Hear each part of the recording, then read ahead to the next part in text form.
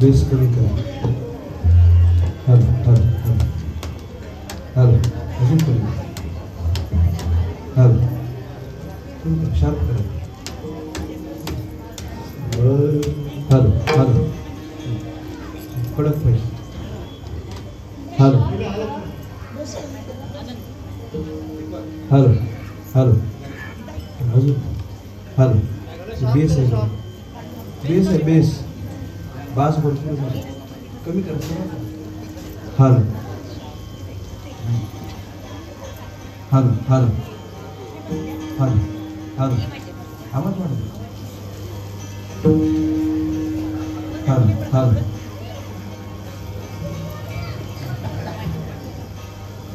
Hello hello hello hello hello Hari. आवाज नाही येतो. हां मोकळा. हॅलो हॅलो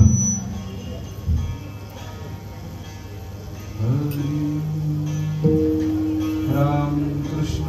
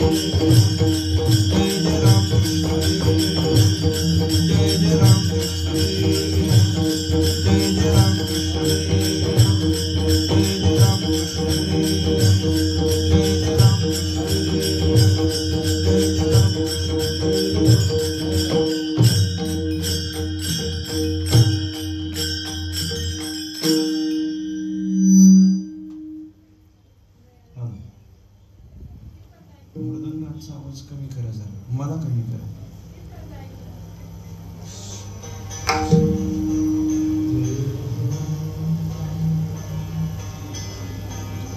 रूप पाहता लोचनी सुख झाले हो साजनी, सुख झाले हो साजनी, सुख झाले हो साजनी. रूप पाहता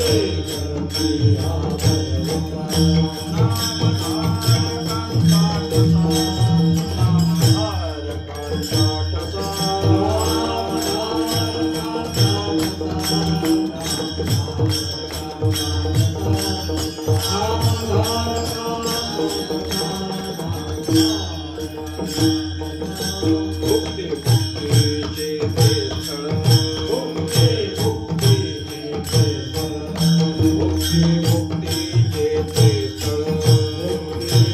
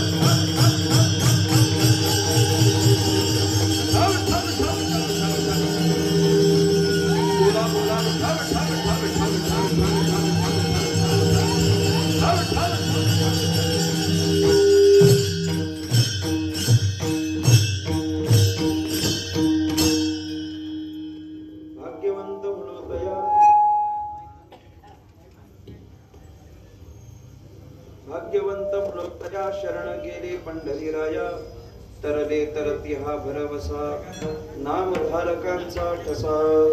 भुक्ती मुक्तीचे ते स्थळ, भुक्ती मुक्तीचे ते स्थळ, भोळ्या भाविका निर्मळ, तरले तरती हा भरवसा, नामधारकांचा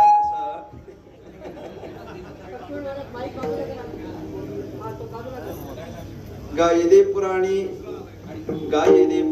तुका म्हणे वेदवाणी, तरले तरती हा भरवसा, नामधारकांचा ठसा. विठ्ठला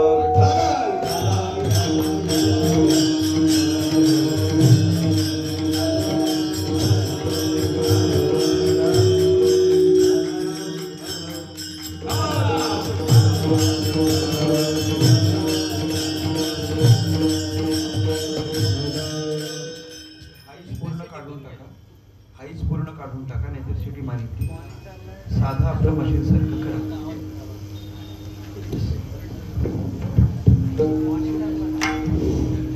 बाहेरच्या राहिला तरी चालेल, सिटी मारत असेल काढूनच टाका.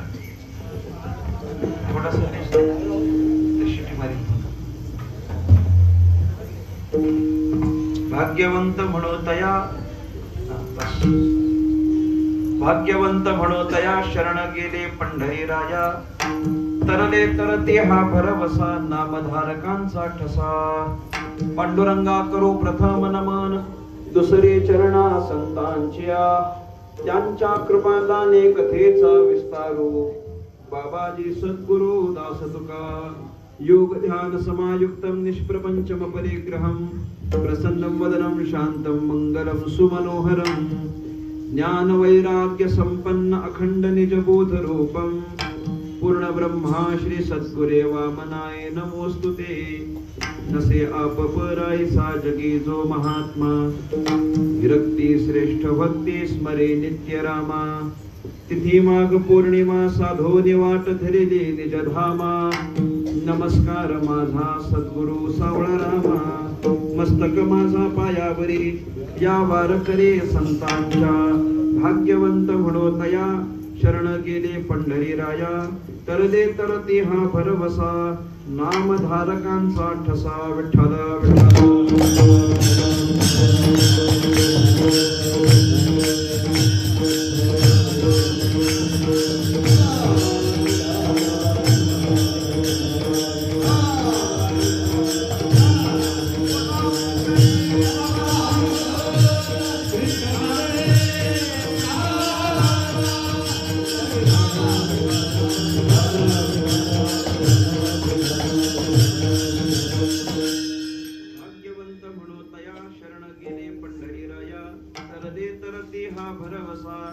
नामधारकांचा ठसा महाराष्ट्राचा आराध्य दैवत राजाधिराज भगवान श्री पंढरीनाथ परमात्मा कैवल्य साम्राज्य चक्रवर्ती विश्वसंत महावैष्णव ज्ञानराज माऊली स्वानंद सुख निवासी प्रातःस्मरणीय ब्रह्मलीन सद्गुरु श्री वामन बाबा महाराज सद्गुरु श्री साबाराम बाबा महाराज आदी करून सर्व साधू संतांच्या चरणी विनम्रपणे नतमस्तक होतो।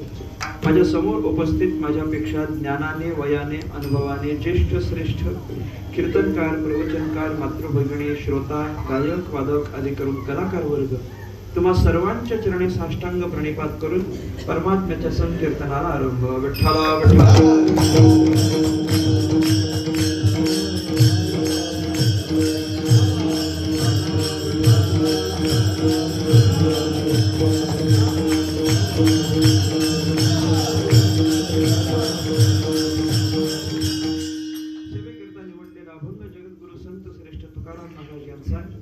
अभंग 4 चरणांचा आहे सगळ्यांच्या परिचयाचा बहुतेकांच्या पाठांतरातला अभंग आहे। या अभंगाच्या माध्यमातून जगद्गुरु संत श्रेष्ठ तुकाराम महाराजांनी भाग्यवंत पुरुषाची लक्षणं सांगितलेली आहेत। आपल्याला कुणाला भाग्यवान म्हणता येतं भाग्य म्हणजे नेमका काय असतं जीवनात आल्यानंतर नेमका कोणत्या गोष्टीला पाहिल्यानंतर आपल्याला स्वतःला भाग्यवान म्हणता येईल त्याचं चिंतन तुकाराम महाराजांनी या अभंगातून केलेलं आहे। सर्वसामान्य माणसाच्या दृष्टीने असलेलं भाग्य वेगळं असतं आणि तुकाराम महाराजांच्या दृष्टीने असलेलं भाग्य वेगळं आहे। आपण सगळेजण ज्याला भाग्य म्हणतो त्याला तुकाराम महाराज भाग्य म्हणत नाहीत आणि तुकाराम महाराज ज्याला भाग्य म्हणतात त्याला आपण भाग्य मानत नाही। विठ्ठला विठ्ठला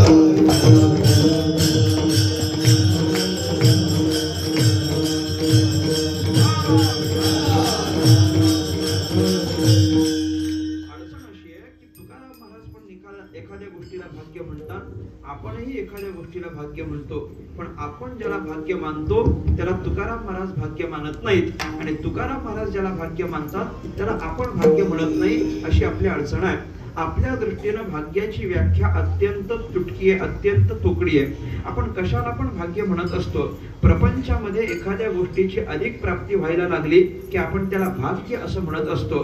भाग्यवान कोणाला म्हणायचं ज्याचा प्रपंच चांगला चाललेला आहे त्याला भाग्यवान म्हणा ही आपली व्याख्या आहे। आपल्या व्याख्येनं एखाद्याचा प्रपंच चांगला चालायला लागला आतापर्यंत जेवढा त्याचा प्रपंच होता त्याच्यापेक्षा त्याच्या प्रपंचात वाढ झाली की आपण त्याला म्हणत असतो हे त्याचं भाग्य आहे। आतापर्यंत जेवढी संपत्ती होती त्या संपत्तीत वाढ झाली की आपण म्हणतो हे त्याचं भाग्य आहे। आतापर्यंत त्याची जी सत्ता होते त्या सत्तेत वाढ झाली आपण म्हणतो त्याचं भाग्य आहे। आतापर्यंत त्याचं ऐश्वर्य जेवढं होतं त्याच्यापेक्षा जास्त वाढायला लागलं की आपण म्हणतो हे भाग्य आहे। जेवढं नाव लौकिक त्याचा होता त्या नाव लौकिकापेक्षा अधिक प्रसिद्धी त्याला मिळायला लागली की आपण म्हणतो ते भाग्य आहे. याचा अर्थ या प्रपंचामध्ये जगत असताना ज्या ज्या गोष्टी आपल्याकडे आहेत त्या प्रपंचातल्या वाढल्या की प्रापंचिक माणूस त्याला भाग्य म्हणतो. विठ्ठला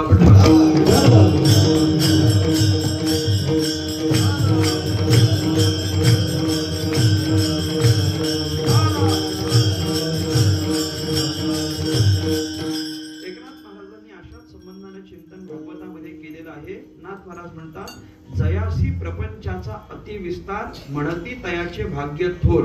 नाथ महाराजांनी सांगितलंय काय म्हणतात लोक, जयाशी प्रपंचाचा अतिविस्तार, ज्याचा प्रपंचाचा अतिविस्तार झाला म्हणती तयाचे भाग्य थोर, त्याचे भाग्य चांगले आहे असं लोक म्हणतात. म्हणजे आपल्या सगळ्यांच्या दृष्टीनं एखाद्याला चांगली संपत्ती प्राप्त होणं हे आपल्या दृष्टीनं भाग्याचं लक्षण आहे. सत्ता समृद्धी प्राप्त होणं हे भाग्याचं लक्षण आहे. या सगळ्याला आपण भाग्य म्हणतो, पण तुकोबराय आदी करून संत या गोष्टीला भाग्य मानत नाहीत. विठ्ठला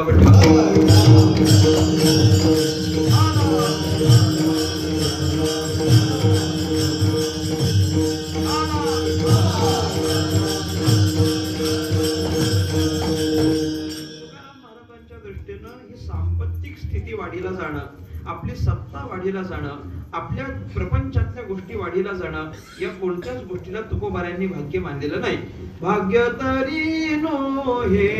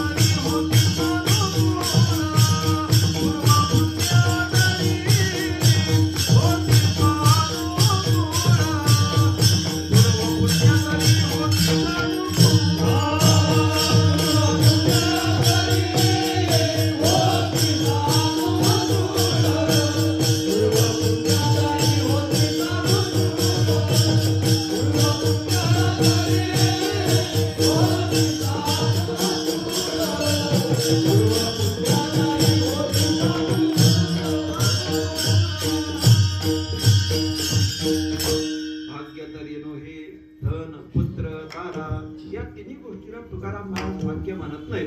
भाग्य तरी नोहे धन, भाग्य तरी नोहे पुत्र, भाग्य तरी नोहे दारा. या तिन्ही गोष्टीची प्राप्ती होणं ही काही भाग्याची लक्षणं नाही. धन संपत्ती अचानक प्राप्त झाली तर आपण त्याला भाग्य म्हणू की म्हणणार नाही मला सांगा? भाग्य म्हणू. असं समजा कीर्तन संपलं, उद्या सकाळी नवीन दिवस उजाडला, दिवस उजाडला तुम्ही स्टेशनकडे गेलात आणि तुम्हाला असं ते लॉटरीचं तिकीट असतं की नाही, ते असं स्टॉल तुम्हाला दिसलं. तिथं जाऊन जर तुम्ही लॉटरीचं तिकीट विकत घेतलं आणि परवाच्या दिवशी तुम्हाला असं कळलं की भाग्यवंत महाराजांचं दर्शन घेतल्यामुळे आपल्याला लॉटरी लागली, असं फक्त म्हणायचं, असं काही होत नाही, तुम्ही काढू नका. पण असं समजा तुम्हाला लॉटरी लागली, 5 कोटी रुपये तुम्हाला एकत्र मिळाले, 5 कोटी रुपये काल्याच्या दिवशी संध्याकाळी भेटले, असं समजा. असं फक्त समजा बाबा 5 कोटी रुपये अचानक प्राप्त झाले, तर तुम्ही त्याला भाग्य म्हणाल की म्हणणार नाही मला सांगावं? म्हणाल की नाही? हो नाही काहीतरी माना तरी म्हणणार, नक्की भाग्य म्हणणार. आमच्या दृष्टीने हे भाग्य आहे की नाही? अचानक संपत्ती प्राप्त होणं हे आमच्या दृष्टीने भाग्याचं लक्षण आहे. पुत्र रत्नाची प्राप्ती होणं हे पण आमच्या दृष्टीने भाग्याचं लक्षण आहे. सहजगत्या निसर्गानं जर पुत्र रत्नाची प्राप्ती आम्हाला करून दिली तर आम्ही त्याच्यानं संतुष्ट असतो. पण जर तसं घडलं नाही तर अनेकविध नानाविध प्रयत्न आम्ही करतो, परंतु आम्हाला पुत्र रत्नाची प्राप्ती व्हावी याच्याकरता आम्ही प्रयत्न करतो. कुठल्या तरी डॉक्टरकडे जातो, कोणत्या तरी वैद्याकडे जातो, निरनिराळ्या प्रकारचे उपाय आम्ही करून पाहतो. तेवढ्यानं आमचं पोट भरलं नाही तर आम्ही एखाद्या तांत्रिकाकडे जातो, एखाद्या मांत्रिकाकडे जातो. त्यांच्याकडून पण झालं नाही तर आपल्या धर्माचे मांत्रिक सोडतो, दुसऱ्या धर्माच्या मांत्रिकाकडे जातो आणि त्यांच्याकडून काहीतरी, मग ते काहीतरी अजून काहीतरी घ्यायचं ते करायचं. आम्ही येन प्रयत्न, आम्हाला काय झालं पाहिजे? पुत्र रत्नाची प्राप्ती झाली पाहिजे याच्याकरता आम्ही प्रयत्न करतो. आमच्या दृष्टीनं आम्हाला मुलगा होणं, पुत्र रत्नाची प्राप्ती होणं हे भाग्याचं लक्षण आहे. आणि दारा प्राप्ती होणं म्हणजे आपलं लग्न होणं, आपल्याला पत्नीची प्राप्ती होणं, संसार आपला सुरू होणं, या सगळ्याला आपण भाग्य मानलेलं आहे.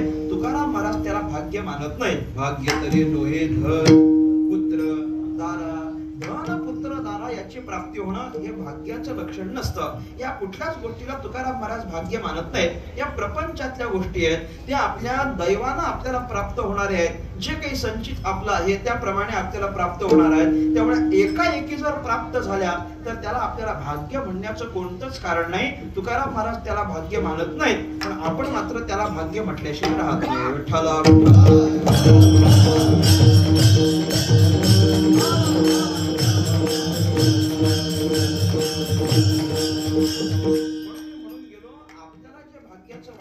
तुकाराम महाराजांना भाग्याचं वाटत नाही. एक आता दुसरा उलट विचार आहे का, जे तुकाराम महाराजांना भाग्याचं वाटतं ते आपल्याला भाग्याचं वाटत नाही, ही दुसरी अडचण आहे. तुकाराम महाराज ज्याला भाग्य मानतात ते आपण भाग्याचं मानत नाही की नाही.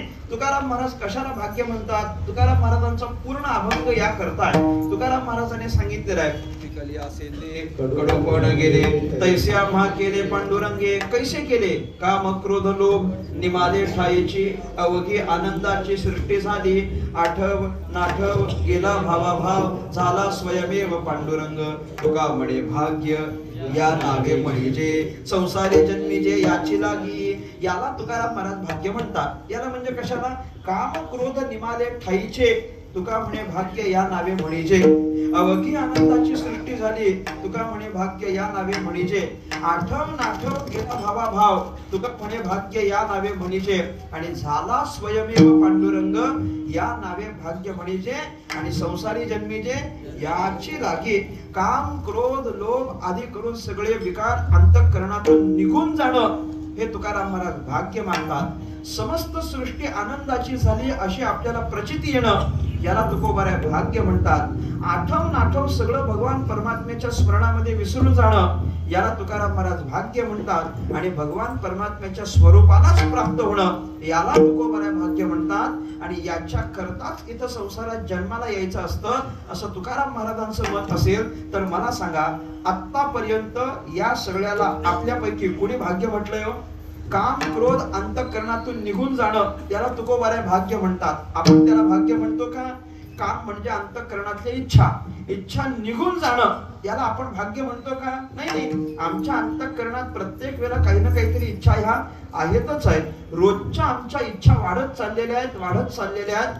आज जेवढी आमची इच्छा होती उद्या आमची इच्छा तेवढीच नसते, ती वाढलेली असते. रोजच्या रोज आमच्या इच्छा वाढत जातात. इच्छा आमच्या कधी संपत नाही, क्रोध आमच्याकडचा कधी संपत नाही, विकार आमच्या अंतःकरणातून जात नाहीत. आणि जरी विकार अंतःकरणामध्ये असले तरी त्या विकार अंतःकरणामध्ये असलेल्याला आम्हाला काही दुःख वाटत नाही. एखाद्याच्या ठिकाणी राग असेल त्याला त्याचं दुःख वाटत नाही, एखाद्याला लोभ असेल त्याला त्याचं दुःख वाटत नाही. तुम्ही पहा ना, एखादा जर रागीट असेल ना, एखादा रागीट, तर त्याच्याकडे असलेला राग वास्तविक पाहता रागीट माणसाचा राग, क्रोधी माणसाचा क्रोध हे भूषणाचं लक्षण आहे की दूषणाचं लक्षण आहे? दूषणाचं लक्षण आहे, बरोबर. पण तरी त्याला असं वाटत असतं की माझ्याकडचा क्रोध हे माझं काय आहे? भूषण आहे, भूषण. प्रत्येक गावामध्ये असा एक एक क्रोधी असतो बघा. तो क्रोधी असतो, त्याच्या त्या रागाचा स्वभाव सगळ्या गावकऱ्याला माहिती असतो. म्हणून ते गावकरी त्याच्या पुढे जातच नाहीत आणि त्याच्याशी बोलतच नाहीत, भानगडीतच पडत नाही. तरी पण हा अभिमानानं सांगतो अख्ख्या गावाशी बोलेल पण माझ्या समोर उभा राहील काय? आता त्यात कसला आलाय अभिमान? अरे तुला घाबरून म्हणजे क्रोध, तुझ्या क्रोधामुळे तुझ्या जवळ कोणी येत नाही. त्याच्यामध्ये ते अभिमानानं काय सांगायचं? अभिमानानं काय सांगायचं? हे अभिमानानं सांगण्याची गोष्टी नाही.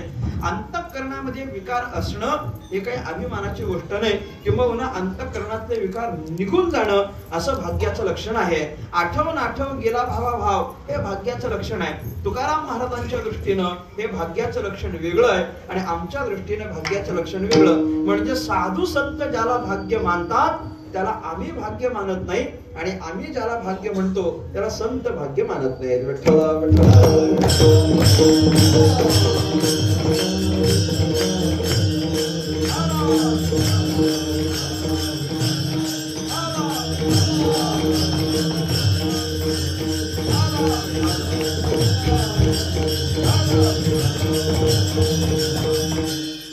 प्रत्येक संतांनी आपापल्या परीने भाग्याचं लक्षण सांगितलेलं आहे. नामदेव महाराजांना विचारलं की भाग्य कशाला म्हणतात? तुकाराम महाराजांनी भाग्य कशाला म्हटलं आपण जाणून आलो. काम क्रोध लोभ निमादे खायचे वगैरे हे भाग्य कुणाचं? तुकाराम महाराजांचं. कोणी सांगितलेलं भाग्य हे? तुकाराम महाराजांनी. कोणी सांगितलेलं? तुकाराम महाराजांनी. काय? काम क्रोध लोभ निमादे ठाईचे हे भाग्याची लक्षणं कोणाची? तुकोबारायांची.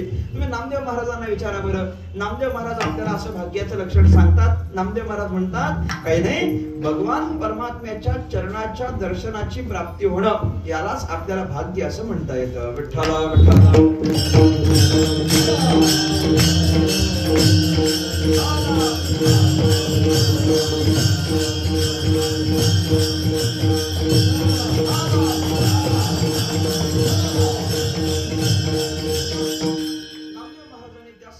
चिंतन करत असताना असं म्हटलेलं आहे, माझे सर्व भाग्य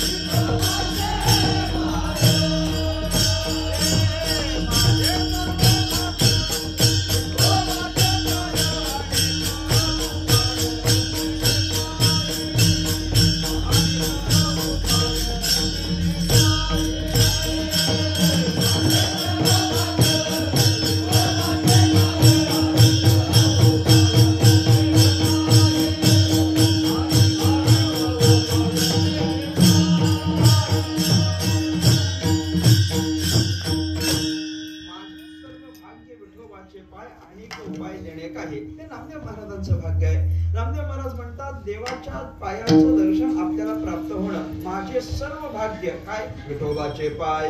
विठोबाचे पाय हेच आमच्या करता काय ते भाग्याचं लक्षण आहे. त्याच्या व्यतिरिक्त दुसरं काही आम्ही भाग्य मानत नाही.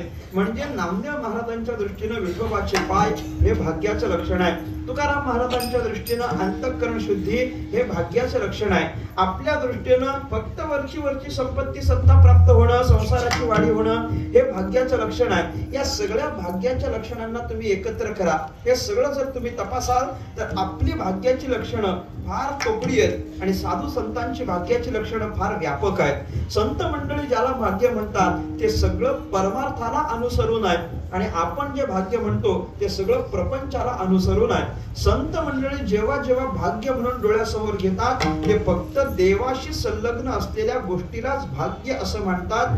संसाराशी संबंधित असलेल्या गोष्टीला ते भाग्य मानत नाहीत.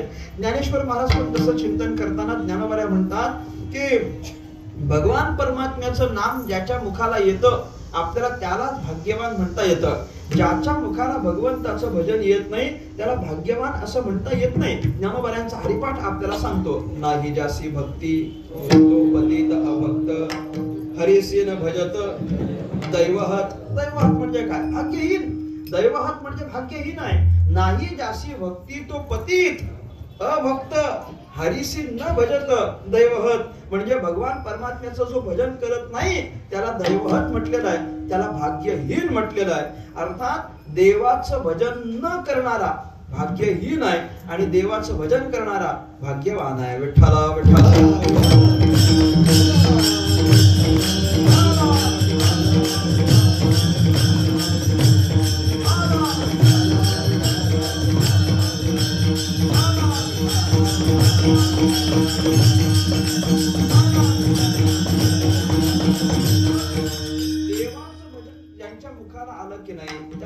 संतांनी भाग्यवान म्हटलेलं आहे. म्हणजे काय, जी भगवान परमात्म्याला समर्पित असतील, भगवान परमात्म्याला जी समर्पित असतील, भगवान परमात्म्याकरिता समर्पण करणारे जी असतील, अशा भाविक वृत्तीच्या अंतःकरणाच्या सगळ्यांना तुकाराम महाराज, ज्ञानेश्वर महाराज आदी करून सगळ्या संतांनी भाग्यवान असं म्हटलेलं आहे. भाग्यवान म्हटलेलं आहे. त्यांचं भाग्य चांगलं आहे, त्यांचं भाग्य चांगलं आहे असं सगळे संत मंडळी सांगतात.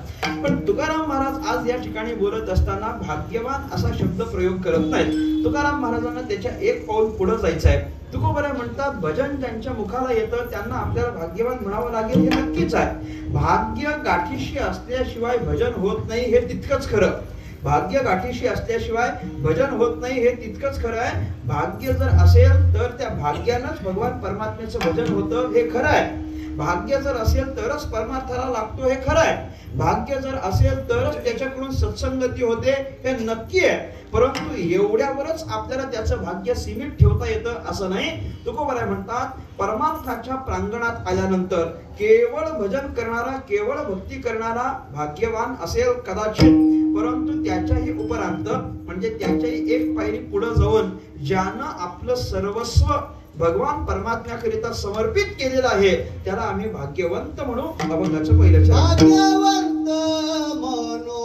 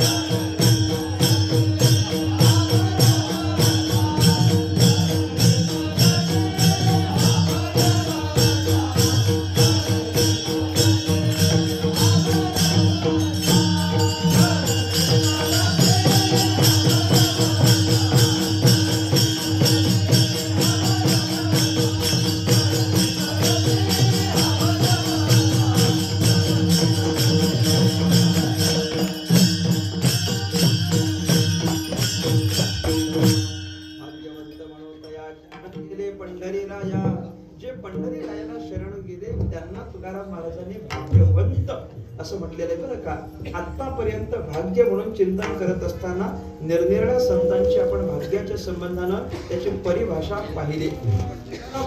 भाग्यवंत म्हणतात ते लक्षण थोडस वेगळं आहे. तुकाराम महाराज म्हणायला लागले, शरण गेले पंढरी राया. जे पंढरी रायाला शरण गेले त्याला काय म्हणायचं? भाग्यवंत म्हणतया. शरण गेले पंढरी राया, भगवान परमात्म्याला शरण गेलेले सगळे भाग्यवंत. आता शरण जाणं म्हणजे काय? शरणागतीच्या संबंधाने चिंतन करा. भगवंताला शरण गेलेले तुकाराम महाराज भाग्यवंत म्हणतात आणि बाकीच्या सगळ्याला तुकाराम महाराज भाग्यवंत म्हणत नाहीत. मी अनेक वेळा सांगून आलेलो आहे. बाकीच्या वेळेला तुकाराम महाराज फार फार तर भाग्यवान म्हणतील, पण शरण भगवान परमात्म्याला गेली की नाही त्यांना भाग्यवंत असं म्हटलेलं आहे. म्हणजे तोंडातून ऐकलं असेल कधी, भाग्यवान वेगळं असतं आणि भाग्यवंत वेगळं असतं. काय फरक आहे याच्यामध्ये हो? भाग्यवान म्हणजे काय, भाग्यवंत म्हणजे काय? अंतर थोडंच आहे पण चांगलं आहे. भाग्यवान म्हणजे आणि भाग्यवंत याच्यामध्ये अंतर थोडंसंच आहे. काय थोडंसं अंतर आहे? ज्या ठिकाणी वान हा व्याकरणातला प्रत्यय आहे, वान हा व्याकरणातला प्रत्यय आहे, म्हणजे एखाद्या शब्दाच्या पुढे वान हा प्रत्यय लागला की त्या ठिकाणी मर्यादा येते. वान हा प्रत्यय लागला की मर्यादा येते आणि वंत हा प्रत्यय लागला की अमर्यादा असते. मर्यादित असतं तिथं वान म्हणायचं असतं आणि अमर्यादित असतं तिथं वंत म्हणायचं असतं. जे जे काही मर्यादित आहे, मर्यादित म्हणजे मराठीत त्याला लिमिटेड आणि अनलिमिटेड असं म्हणतात. अनलिमिटेड सगळ्यांच्या लोकांच्या माहितीतले बघा. मर्यादित असलं की त्याला काय म्हणा? वान म्हणा. आणि अमर्यादित असेल तर त्याला काय म्हणायचं?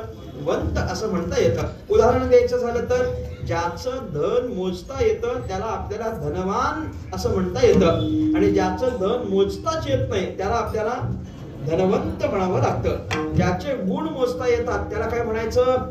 गुणवान म्हणा. आणि ज्याचे गुण मोजता येत नाहीत त्याला काय म्हणायचं?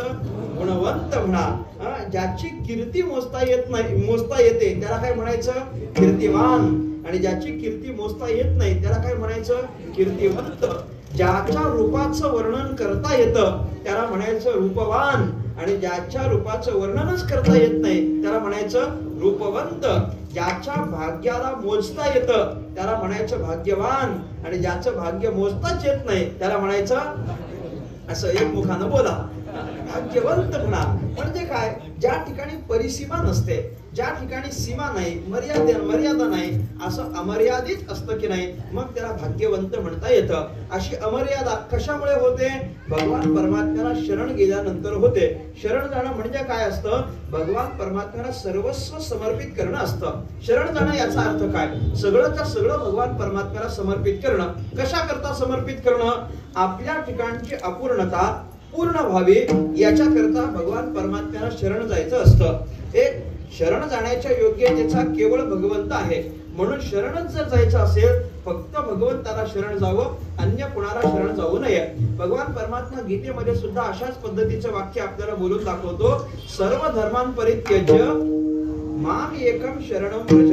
बाकी सगळ्या धर्माचा, धर्म म्हणजे कर्तव्य, बाकी सगळ्या कर्तव्याचा त्याग कर, पण माम एकम शरणं व्रज म्हणजे मला मात्र तू शरण ये. भगवान परमात्म्याची शरणागती महत्वाची. विठ्ठला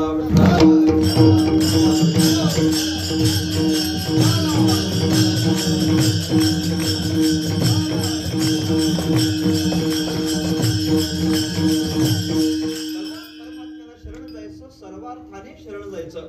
शरण जाण्याकरिता आपल्याला एक 5-6 गोष्टींचा विचार शास्त्रकारांनी सांगितलेला आहे. शरण जायचं म्हणजे नेमका काय करायचं? शरण जायचं म्हणजे नेमका काय करायचं या संबंधाने त्यांनी अशा गोष्टी सांगितल्या. आनुकूल्यस्य संकल्पः, प्रातिकूल्यस्य वर्जनम. 2 गोष्टी. आनुकूल्यस्य संकल्पः, प्रातिकूल्यस्य वर्जनम. रक्षिति इति ईश्वरः, रक्षण करणारा ईश्वर आहे. गोप्तृत्व वर्णम ततः म्हणजे भगवान परमात्म्यावरचा संकट आल्यानंतर भगवान परमात्म्याला हाक मारणं. अशा काही गोष्टींचं चिंतन शास्त्रकारांनी सांगितलंय. काय काय? पहिलं सांगितलं आनुकूल्यस्य संकल्पः. भगवान परमात्म्याच्या भक्तीकरिता जे जे काही अनुकूल आहे त्याचा संकल्प करायचा म्हणजे ते सगळं जवळ करायचं. भगवंताच्या भक्तीला जे समर्पक आहे त्या सगळ्याला जवळ करायचं म्हणजे त्याचा संकल्प करायचा, जवळ घ्यायचं. भगवान परमात्म्याच्या भजनाकरिता जे अनुकूल आहे त्याला जवळ करणं हे शरणागतीचं पहिलं लक्षण आहे. विठ्ठला विठ्ठला.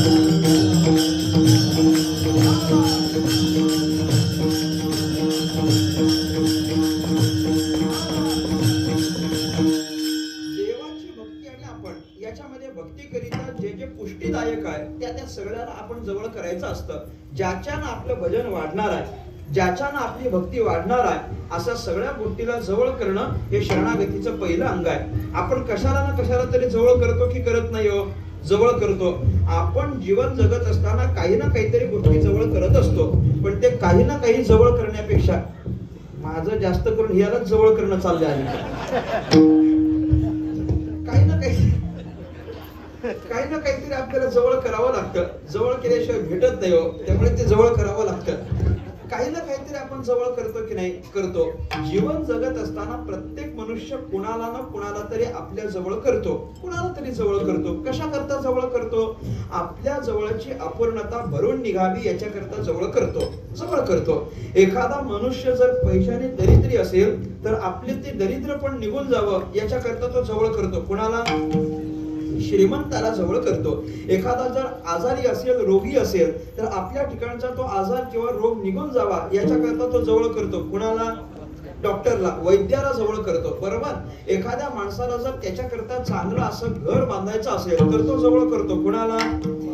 एखाद्या इंजिनियरला जवळ करतो. याचा अर्थ जीवनामध्ये जी जी कुठली अपूर्णता आहे ती अपूर्णता भरून काढावी याच्याकरता आम्ही कुणाला ना कुणाला तरी जवळ करतो. पण हे कुणाला पण जवळ करू नये. भगवान परमात्म्याची प्राप्ती ज्याच्यानं होणार आहे किंवा जे आपल्या भक्तीला पूरक पुष्टीदायक आहे अशा सगळ्याला जवळ केलं पाहिजे. ज्याच्यानं सत्संग होणार आहे अशाला जवळ करावं. ज्याच्याने भक्ती वाढणार आहे अशाला जवळ करावं. ज्याच्याने भजन वाढणार आहे अशाचा संकल्प केला पाहिजे. विठ्ठला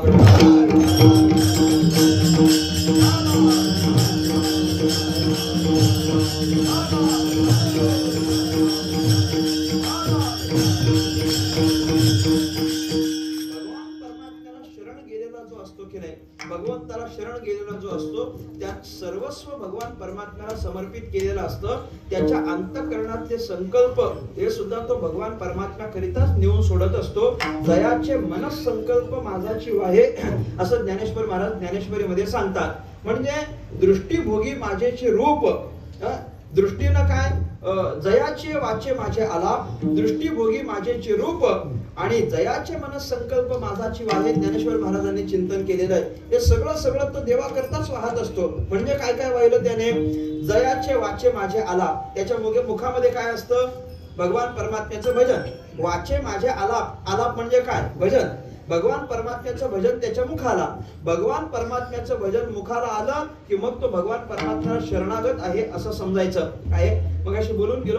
तुकाराम महाराज या संबंधाने पण असं चिंतन करतात. भगवान परमात्म्याचं भजन ज्याच्या मुखाला येतं त्यालाच तुकाराम महाराज भाग्यवान म्हणतात. आणि ज्याच्या मुखाला भजन येत नसेल की नाही त्याला तुकाराम महाराजांनी स्पष्ट भाग्यहीन असं संबोधलेलं आहे. भाग्यहीन म्हटलेलं आहे. तुकाराम महाराजांनी त्याचं चिंतन करत असताना असं म्हटलेलं आहे. तुका म्हणे अरे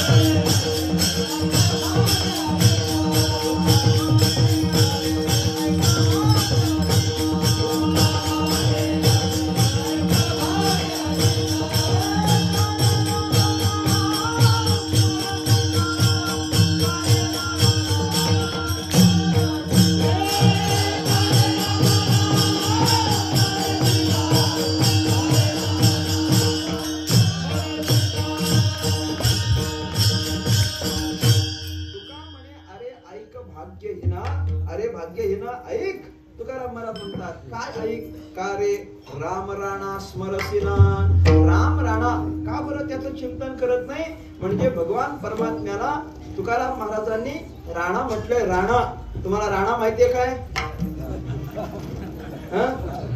पंढरीचा राणा आता तुम्हाला कुठला आठवला कुणास ठाऊक तो राणा मला म्हणायचा नाही माझ्याशी त्याचा काही संबंध पण नाही राणा म्हणजे पंढरीचा राणा मना माझी स्मरावा तिथं पण राणा म्हणतात की नाही तुकाराम महाराज म्हणतात का रे राम राणा स्मरसिना भगवान परमात्म्याचं चिंतन का बरं तू करत नाही आणि जो भगवंताचं चिंतन करत नाही त्याला तुकाराम महाराज भाग्यहीन असं म्हटलं नाही म्हणजे भगवान परमात्म्याचं भजन त्याच्या मुखाला असतं ज्ञानोबा म्हटले जयाची वाचे माझे आलाप मुखामध्ये भगवान परमात्म्याचं भजन आहे दृष्टी भोगी माझे चिरूप त्याची दृष्टी केवळ भगवान परमात्म्याच्या स्वरूपाकडेच एक केंद्रित झालेली असते भगवंताचं स्वरूप सोडून त्याची दृष्टी काही पाहत नाही आणि जयाचे मनसंकल्प माझा जीव आहे म्हणजे त्याच्या मनामध्ये सुद्धा जे जे काही संकल्प असतील ते सगळे भगवान परमात्म्याच्याच संबंधाने असतात सम्यक कल्प हा इथे संकल्प हा अंतःकरणात निर्माण झालेल्या चांगल्या कल्पना याला सात्विक कल्पना याला संकल्प असं म्हटलं जातं मग असा जर संकल्प असेल तर ते सगळे संकल्प भगवान परमात्म्या करताच करणं अनुकूल संकल्प करणं ज्याच्याने आपली भक्ती वाढणार आहे असे सगळे संकल्प करणं ही शरणागतीची पहिली पायरी आहे अनुकूल्यस्य संकल्प हा एक दुसरं सांगितलं काय प्रातिकूल्यस्य वर्जनम म्हणजे जे जे काही भगवान परमात्म्याच्या भक्तीकरिता प्रतिकूल आहे त्या सगळ्याचा काय करायचा त्याग करायचा अनुकूल असलेलं जवळ करायचं प्रतिकूल असलेल्याचा त्याग करायचा भगवान परमात्म्याचं भजन आणि आपण आपल्यात बाधा निर्माण करणार काही आहे का मग त्याचा आपण त्याग करायचा भक्ताची लक्षणं सांगत असताना असंच सांगितलेलं आहे की नाही विषय तो त्यांचा झाला नारायण मला पुढचं महत्वाचं आहे नावडे जन धन माता पिता म्हणजे त्यानं काय केलं जन धन माता पिता याचा त्याग केला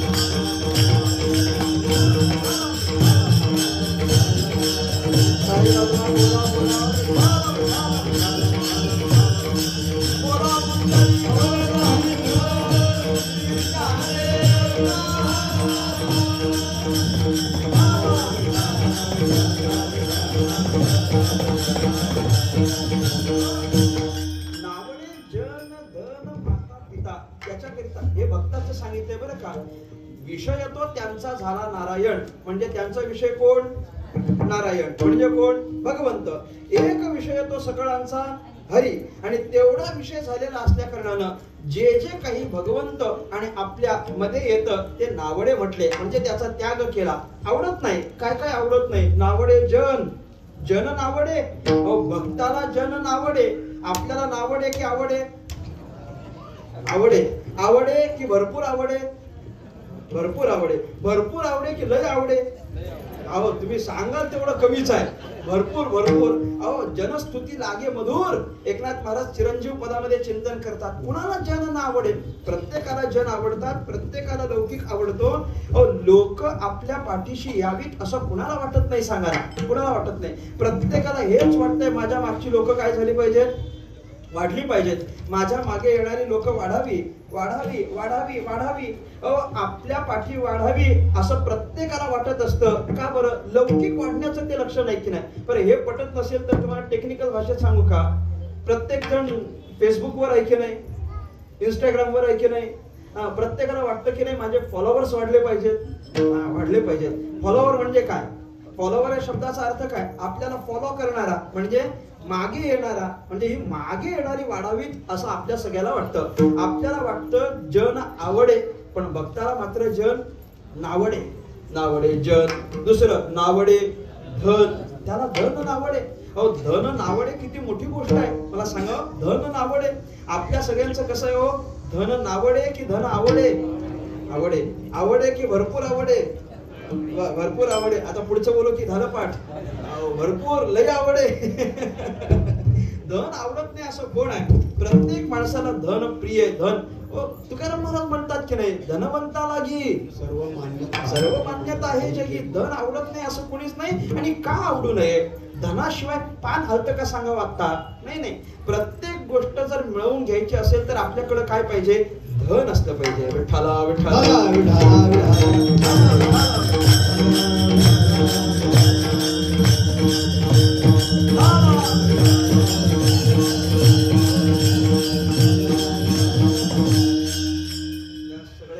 लोकप्रिय खासदार नरेशजी म्हस्के साहेब आपल्यामध्ये उपस्थित राहिले. तुम्ही 2 मिनिटं बसला असतात तर आम्ही भाग्यवंत झालो असतो.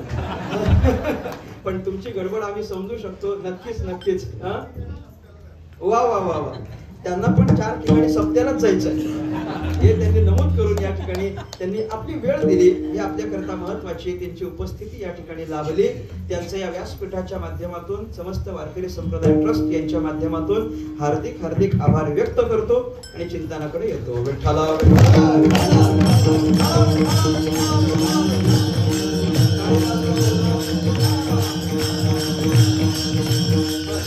आपलं काय चिंतन चालू आहे? धन आवड आहे. वा, धन होतं तर कसं लक्षात आहे का? नावडे धन, त्या भक्ताला धन आवडे. पण आपल्याला सगळ्याला धन आवडे, आपल्याला सगळ्याला धन आवडतं. एकानं म्हटलं बाबा का आवडू नये? धन का आवडू नये? धनच तर महत्वाचं आहे. मग तुकाराम महाराज स्वतः म्हटले, धनवंता लागी सर्व मान्यता आहे जगी. जगात सगळे धनवानाला किंमत आहे, धनवंताला किंमत आहे. अजून काय? मग धनवान आवडलाच पाहिजे, धनवंत आवडलाच पाहिजे. मी गमतीनं म्हणत असतो इथं कीर्तनामध्ये, मी प्रश्न विचारतो तुम्ही उत्तर द्यायचं, खरं उत्तर द्यायचं. या जगात खरी किंमत धनवंताला आहे की भाग्यवंताला आहे?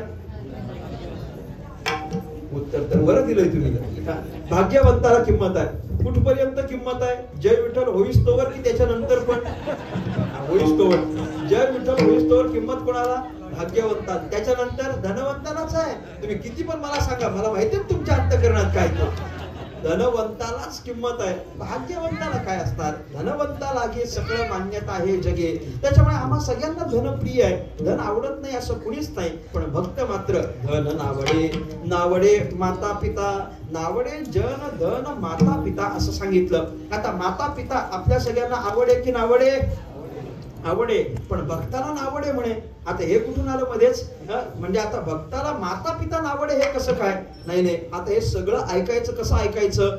नावडे जन, नावडे धन, नावडे माता पिता. म्हणजे त्याला जन धन किंवा माता पिता आवडत नाहीत अशातली गोष्ट नाही. वरचं चरण काय होतं? विषय येतो त्यांचा झाला नारायण विषय झाला होता की नाही? मग नारायण विषय झाल्यानंतर त्याच भगवंताचं भजन करत असताना त्या भजनामध्ये प्रतिबंध निर्माण करणारे जन नावडे, त्या भजनामध्ये प्रतिबंध निर्माण करणारं धन नावडे आणि भजनामध्ये प्रतिबंध निर्माण करणारे माता पिता नावडे असं ऐकायचं ते. नाहीतर तेवढंच ऐकून गेलो की मग पुन्हा विसंगती होते त्याची. ज्या जनामुळे भजनामध्ये प्रतिबंध निर्माण होतो ती नावडे. ज्या धनामुळे भजन आपलं कमी होतं ते धन पण नावडे. आणि कैकेयी सारखी माता असेल तर ती नावडे आणि हिरण्यकश्यपू सारखा पिता असेल तर तो सुद्धा नावडे. म्हणजे या सगळ्याचा काय करायचा? त्याग करायचा. का त्याग करायचा? हे सगळे भजनाला प्रतिकूल आहेत म्हणून. म्हणजे भगवान परमात्मा आणि आपण आपल्यामध्ये प्रतिबंध निर्माण करणाऱ्या ज्या काही प्रतिकूल वस्तू आहेत त्या सगळ्यांचा त्याग करणं हे शरणागतीचं दुसरं लक्षण आहे. विठ्ठला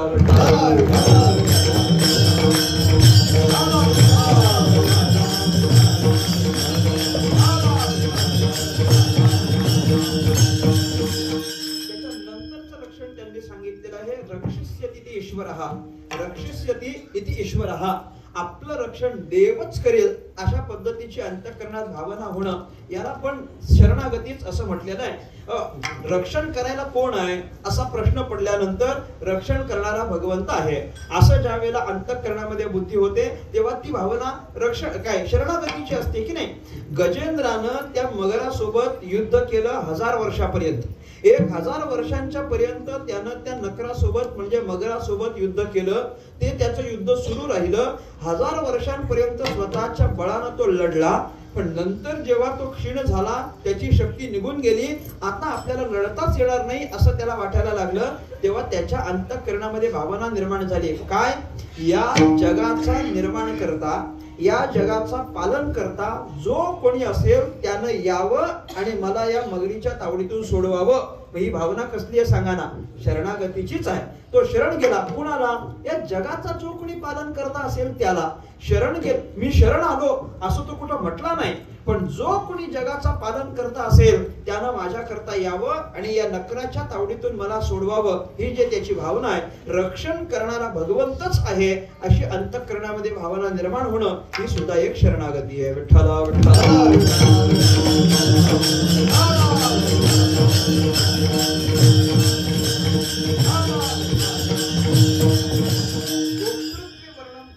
हे पुढचं लक्षण सांगितलेलं आहे. म्हणजे रक्षण करणारा भगवंतच आहे हे खरं आहे, पण भगवंताला हाक मारल्यानंतर भगवंत माझं रक्षण करील असा पूर्ण त्याच्यावर विश्वास असणं, हे पण काय आहे? शरणागतीचं लक्षण आहे. भगवान परमात्मा रक्षण करील, 100% रक्षण करील.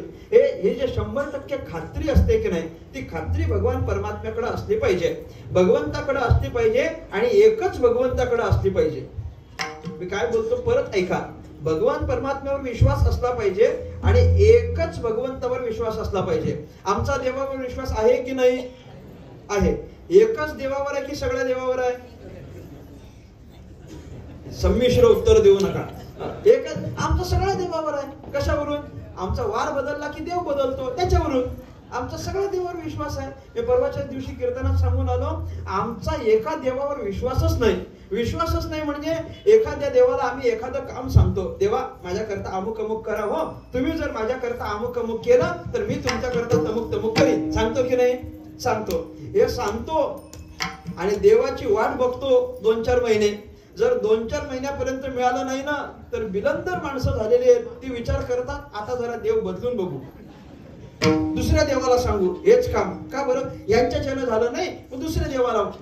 मी आता बोलायला लागलो असं म्हणजे काय? त्याला एका शब्दात सांगायचं झालं तर नवस करतो, बरोबर? एका देवाला नवस करतो, एका देवीला नवस करतो, नाही पूर्ण झाला की मग दुसऱ्या देवाला करतो. दुसऱ्या देवाला केला म्हणजे काय झालं? पहिल्या देवावरचा विश्वास संपला.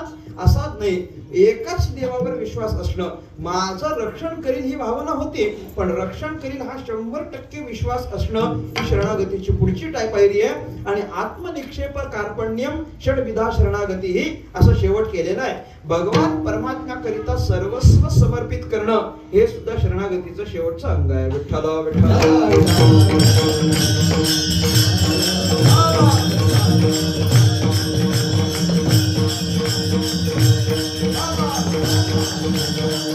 सर्वस्व समर्पण करायचं, सगळंच्या सगळं देऊन टाकायचं. मला सांगावं, आम्ही सगळंच्या सगळं कुणाला देऊन टाकतो? आम्ही सगळंच्या सगळं. एक थोडासा बारीक विचार करा, माणसाच्या स्वभावाचा विचार करा. माणूस सगळंच्या सगळं कुणाला देतो? कुणाला देतो?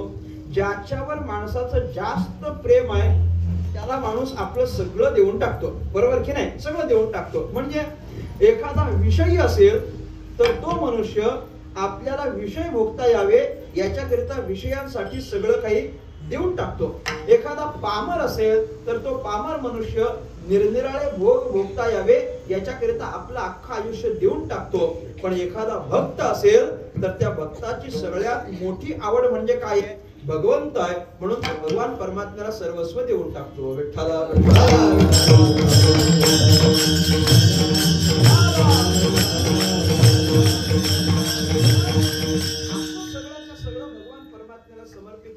याला शरण जाणं असं म्हटलेलं आहे. आणि असे जे कोणी शरण जाणारे आहेत त्याला काय म्हटलेलं आहे? भाग्यवंत म्हणोतया शरण गेले पंढरी राया. किंवा अजून एक वाक्यात जर सांगायचं झालं तर शरण जाणं म्हणजे काय?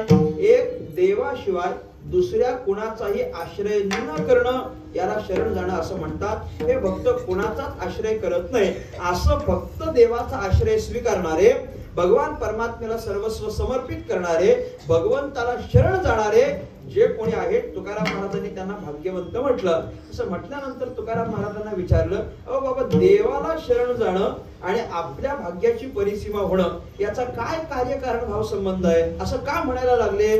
तुकाराम महाराज म्हणतात, एवढ्या करता म्हणायला लागलो कारण आतापर्यंत जे जे देवाला शरण गेलेत त्यांच्यावरचा झालेला परिणाम बघा आणि जे देवाला शरण गेलेले नाहीत त्यांच्यावरचा झालेला परिणाम बघा. विचारलं देवाला शरण गेल्यानंतरचा परिणाम काय आहे? अभंगाचं दुसरं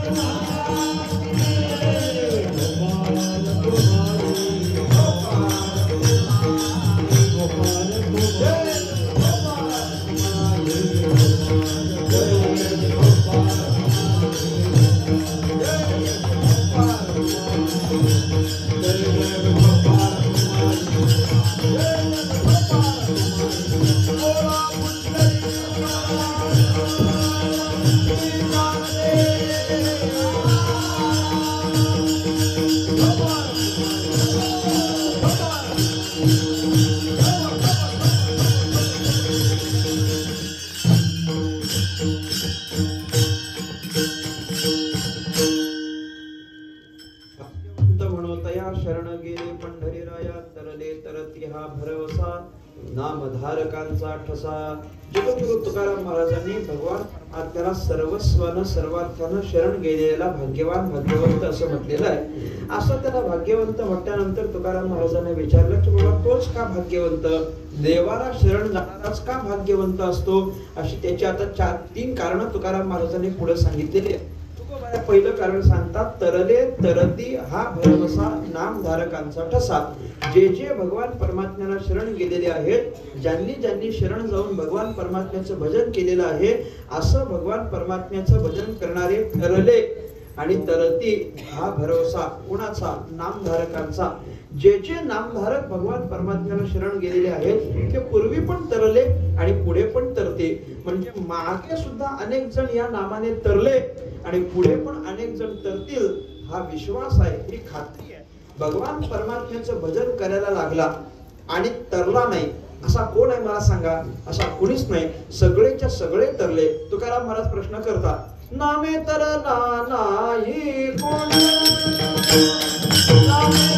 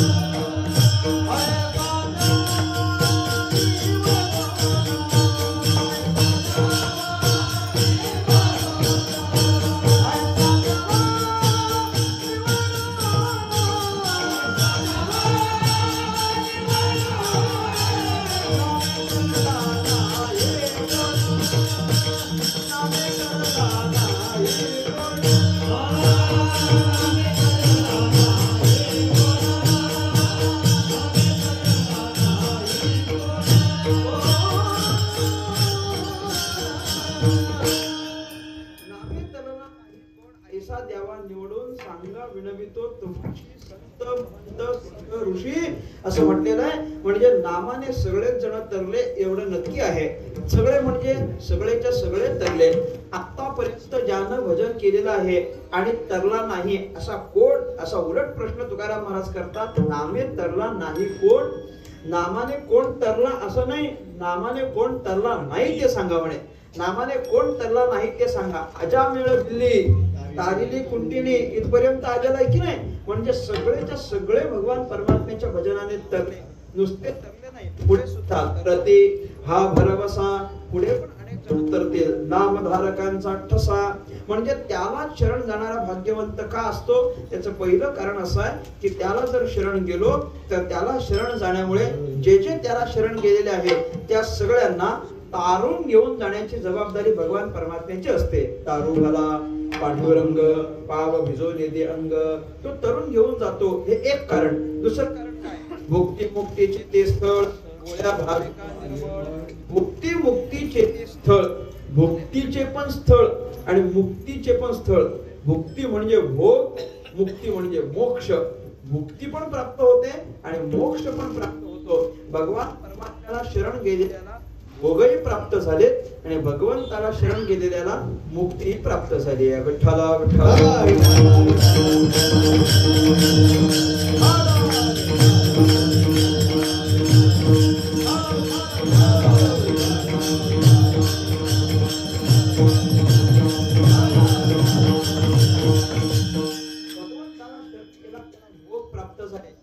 उदाहरण आहेत. उदाहरणच पाहायचं झालं तर सुदामाचं उदाहरण आहे.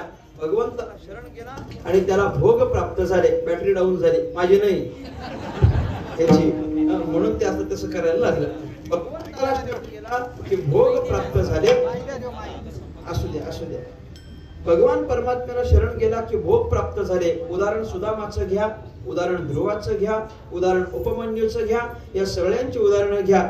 याचा अर्थ परत तिथंच यायचंय.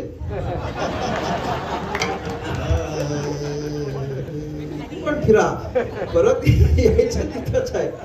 भगवान परमात्म्याला शरण गेलं की मुक्ती म्हणजे भोग प्राप्त होतात. असं बाकीच्या सगळ्या या भक्तांचं तुम्ही चिंतन करून पहा. सुदामाला सुद्धा सगळे भोग प्राप्त झाले. त्याने कधी पाहिले नव्हते असे सगळे भोग त्याला प्राप्त झाले. हे सुदामाचं उदाहरण घ्या. बरं, सुदामाचं नसेल पटत तर त्या गोपाळांचं पहा. नाही देखिले ते मिळे भोग सुखाचे सोहळे.